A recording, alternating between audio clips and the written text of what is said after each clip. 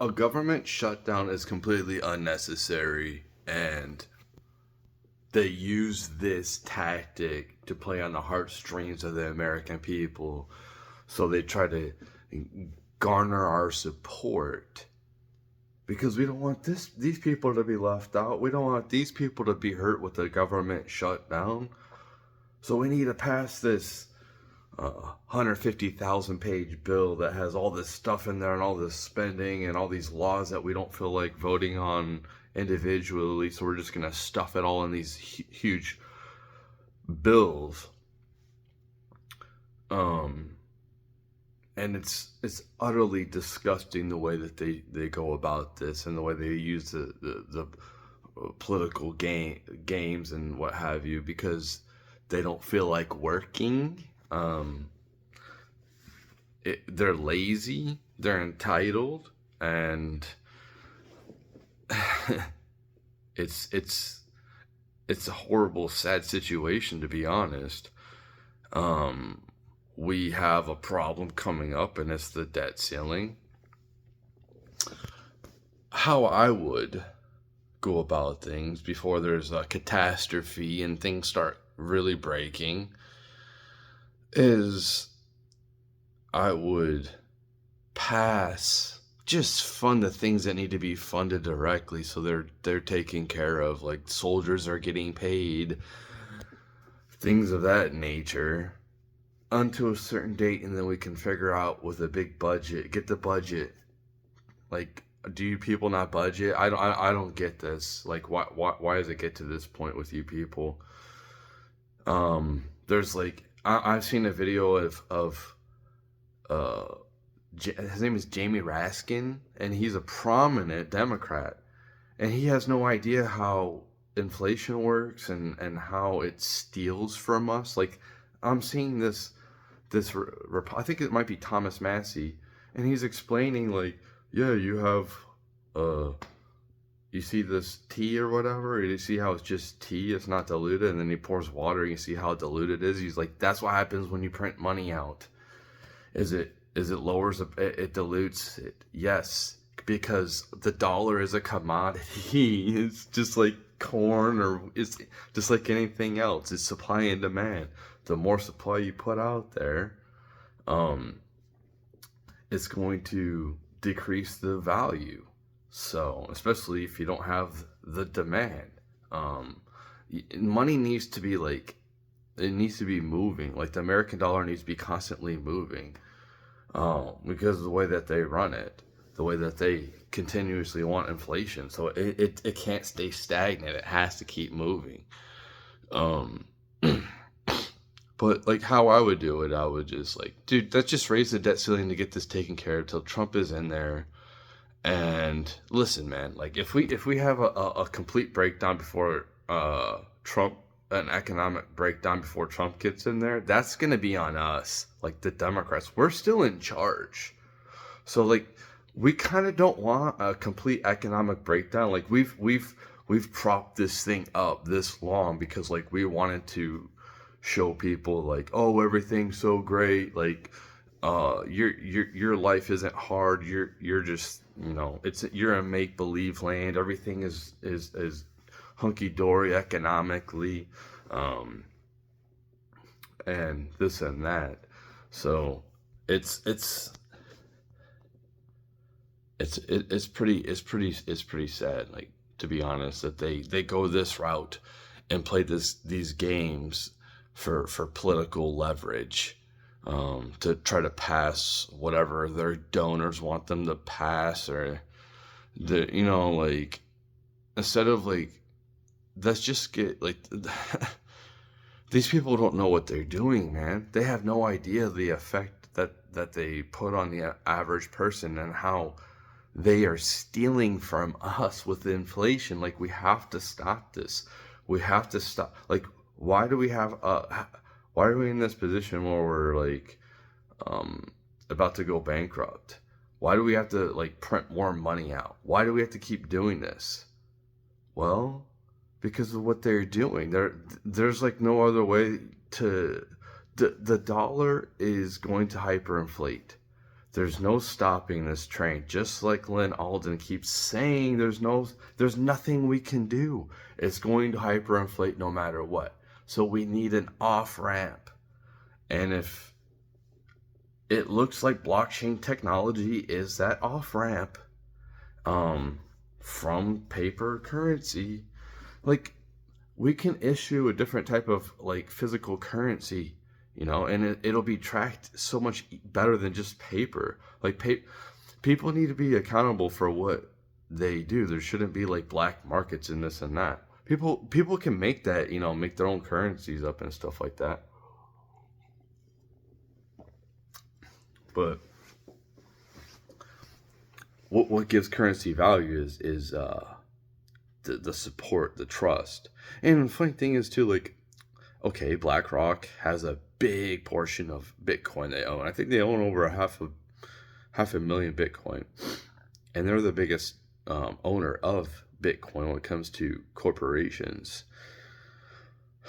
Well, if you start seeing countries buying up Bitcoin, like if I was China and Russia, I would be buying Bitcoin right now.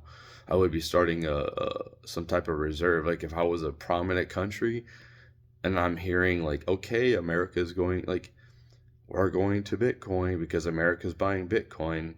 I want to make sure that we're taken care of. So like, if I buy Bitcoin now, I'm going to drive the price up for America. So by the time America buys Bitcoin, it's not going to be just 100,000. It's going to be 500,000 a Bitcoin. That's what I would do, for all these other countries. But because like what I would do if I was America is, and I don't know if we can do that because I don't know if we're going to be able to have a reserve, a Bitcoin reserve. And, who knows? I don't know if it's going to be able to go through the 3 forms of legislation and how long it would take. There's probably going to be all this process, and it won't happen right away. It would be cool if we can make an executive order and just like, yes, we're going to create for the Treasury a reserve of Bitcoin. So yeah, I would sell all my gold. I would sell all the gold. I would completely devalue all the gold on the planet. That's what I would do. Anyone who invested in gold, I don't know what to tell you.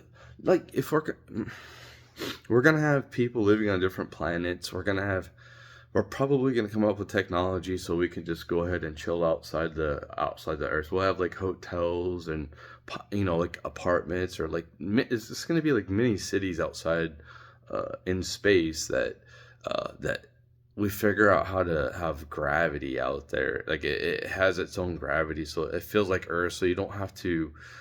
I don't know how. I'm not an engineer, but I'm just saying, like, with the technology, with computers and solving problems, they're going to figure out gravity, or being able to create it anyway.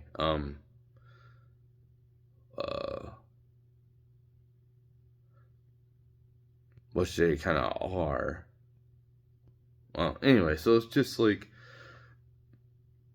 yeah, you're gonna be able to go up there and just be able to chill, and we don't have to worry about being on Earth. You can be, oh, I want to go chill over here for so long, and maybe I go work out there, maybe I'm doing stuff, and then it's just like, yeah, how am I gonna take my gold? If I move to another country, how am I gonna take my gold with me?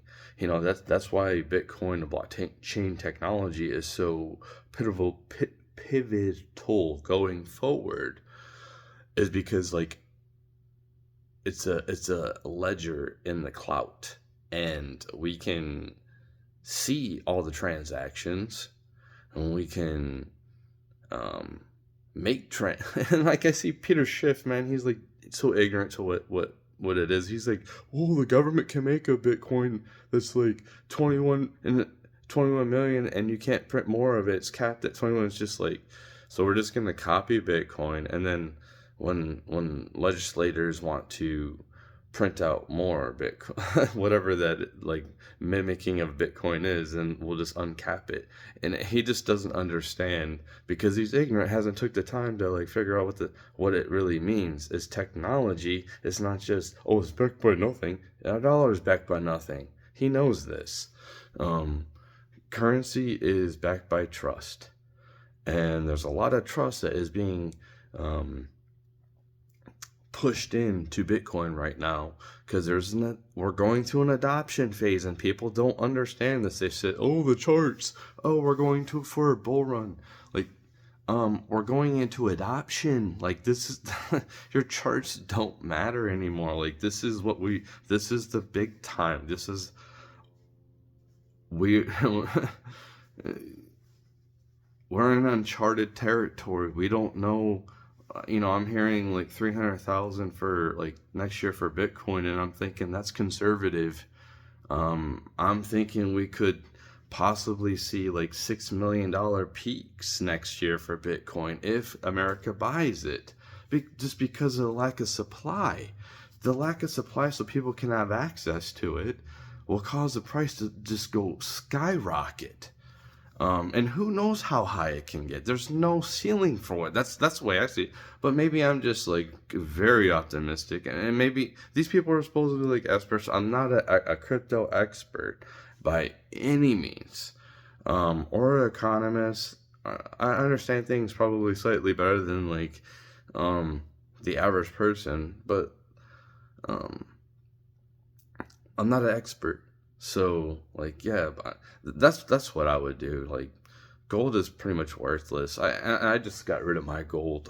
Like, seriously, I'm so glad I got out when I got out, because I don't know if it's gonna keep. Why would it keep going up? It's old technology. Unless like you're really rich and it's like, yeah, I want to have like a gold statue of this myself, or this or that, or a gold toilet, like Trump.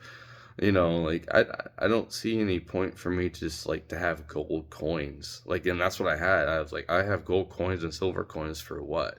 Like, I'm not gonna go to the store and be like, hey, here's a $30 silver coin. And they'll look at me and the cashier be like, we don't accept this. Okay, so I have to go to an exchange, and then like, you know, them rip me off or whatever. It's just kind of like, it's a dumb. I can move money and value so much more quickly with blockchain technology than I can with gold.